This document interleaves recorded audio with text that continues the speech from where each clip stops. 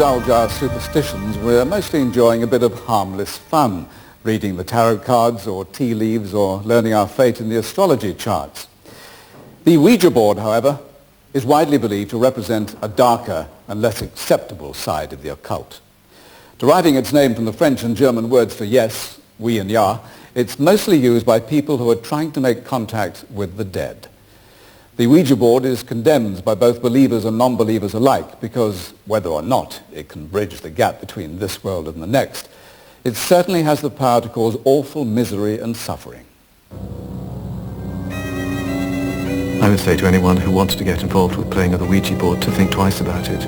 I don't believe it's getting in touch with anything genuinely spiritual and good.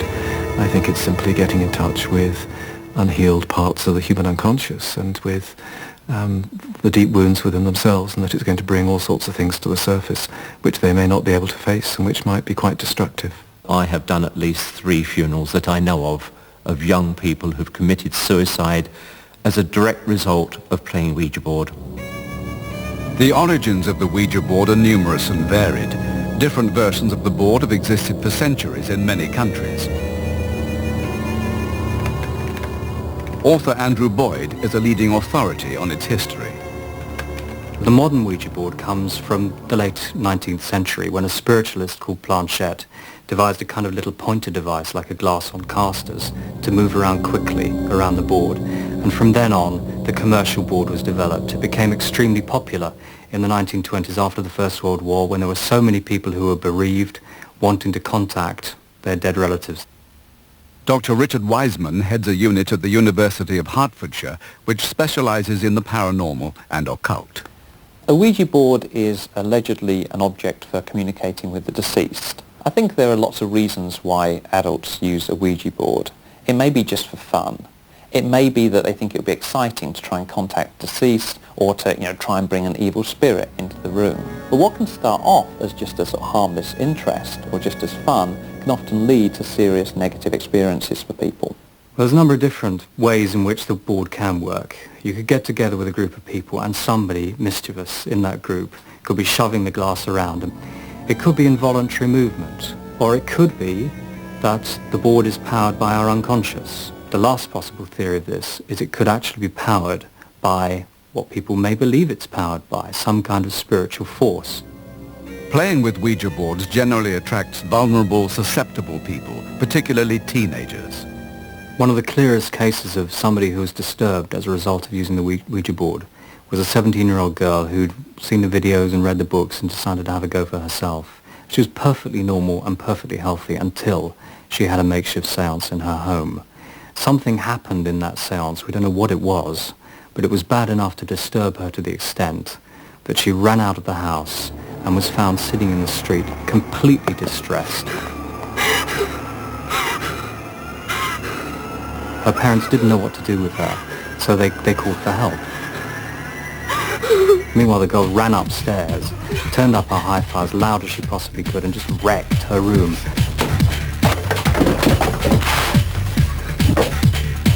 All they could hear downstairs was the drum of this music and things being smashed around her room.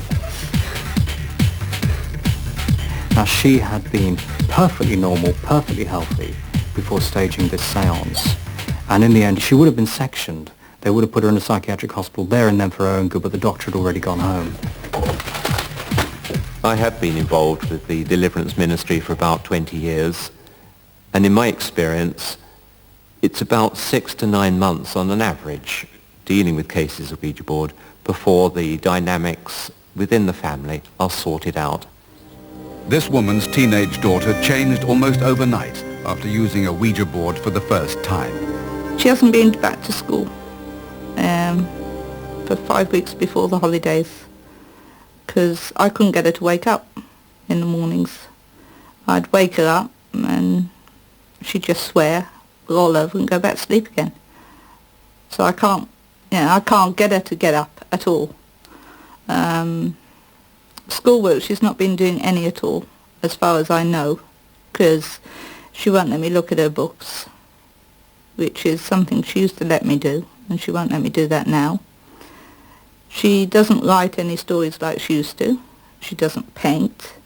She doesn't come downstairs and talk to us like she used to. I think at the very least it's bringing material from the unconscious to the surface. Material, spiritual material inside themselves which they can't cope with. I remember on one occasion having a group of lorry drivers who asked to come and see me. They had to stop on motorways to rest, and to pass the time they'd been playing with a Ouija board. Ah, come on, who's pushing it? But it's not me, I'm telling you. Well, it's one of you, because it ain't me. It's not me. Hey, look, Gavin, your finger's white, I can see Yeah, it. like, look, I've tipped my You're finger up, pushing right? it. No, look, I'm going to tip it up. There's no way I can be doing that. Now, come on, this is a wind-up. Stop I'll tell you what we do. We'll ask it a question. Yeah, go on then. Okay. When did my dad die?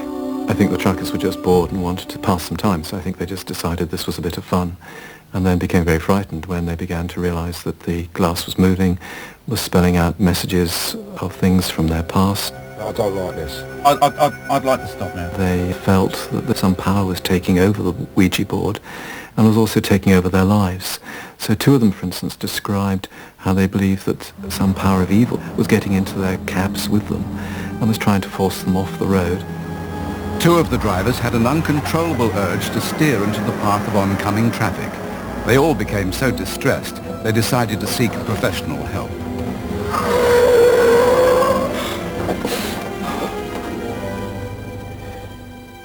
They came to me in a quite terrified state. They obviously found it deeply distressing, and yet they were quite tough men. But they certainly had been frightened out of their lives by that experience.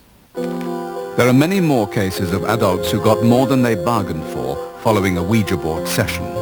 Stephen Gilchrist was the solicitor defending Stephen Young, who was accused of a gruesome double murder. Insurance consultant Young had been charged with the cold-blooded execution of newlyweds Harry and Nicola Fuller to get cash for an ailing business. It was clearly an extremely unpleasant case for the jurors because it contained elements of violence, extreme violence, gunshots. It contained evidence of Nicola Fuller, the deceased wife, phoning the emergency services, and that tape was played as she was dying, and that tape was played to the jury. And what happened at the end of the case was that the jury retired to a hotel. They had a nice dinner. They had a good few drinks, apparently. And they decided, instead of relying on the evidence, to rely on a Ouija board to try and make contact with the deceased Harry Fuller.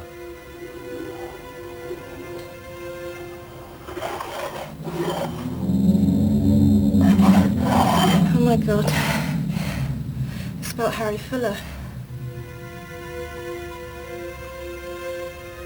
Who killed you?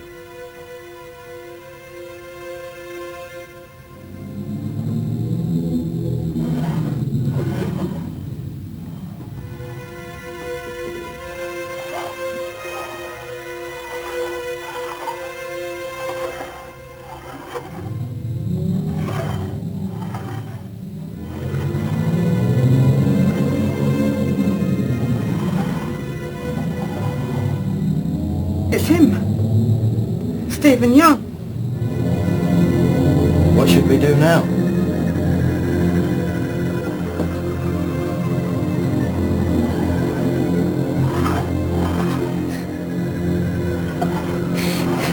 That's enough. I don't want to do this anymore. Nor do I. We must stop now. We mustn't tell anyone about this, not anyone. The following day, the jury returned with a guilty verdict in respect of both allegations. That's to say, the murder of Harry Fuller and the murder of Nicola Fuller. And the verdict was one of guilty against the defendant, Stephen Young. Some days after the trial, it came to light that one of the members of the jury in this case had gone to see a solicitor to make a statement because he was concerned about the activities of some of his co-jurors. That obviously alerted our suspicions, and we were told in brief terms, via hearsay really, what had happened. Their behaviour was clearly out of order and outrageous. They're not supposed to tamper with external factors, particularly issues such as Ouija boards. What I think concerned us for the defence, and apparently the juror who spilled the beans, was that it was quite apparent from the evidence that Harry Fuller was either illiterate or dyslexic or both in life, and therefore how could he spell the words correctly when it came to setting them out on the Ouija board. The Court of Appeal set aside the conviction but ordered a retrial. The final verdict was also guilty. I don't think for 1 minute the jurors contacted Harry Fuller. Instead, I think one of them may have been very keen to persuade the others to return a certain verdict and simply push the glass, or they all had a verdict in mind and unconsciously just returned that verdict via the Ouija board. Either way, I think the message came from someone on Earth and not the spirit of Mr. Fuller. But what really does make the glass move? There are many theories. It's mental energy, I'm fairly certain of that, from the people sitting there with the group. But that energy can be affected by evil. 9 times out of 10 you'll be safe. Nothing will happen to you. You don't know when the 10th time is going to be, and that is when it becomes dangerous. The evidence is stacked up from the files of counsellors, carers, doctors, social workers who've had to pick up the pieces. Whatever you think it is, it's bad news, and it should be avoided. I would say don't. The subject of the Ouija board is still a controversial one in the UK. Although Parker Brothers sell them in America, none of the big games manufacturers sells Ouija boards in this country. We asked the Toy Manufacturers Association why this was, but they said the issue was too sensitive for them to comment. Good night.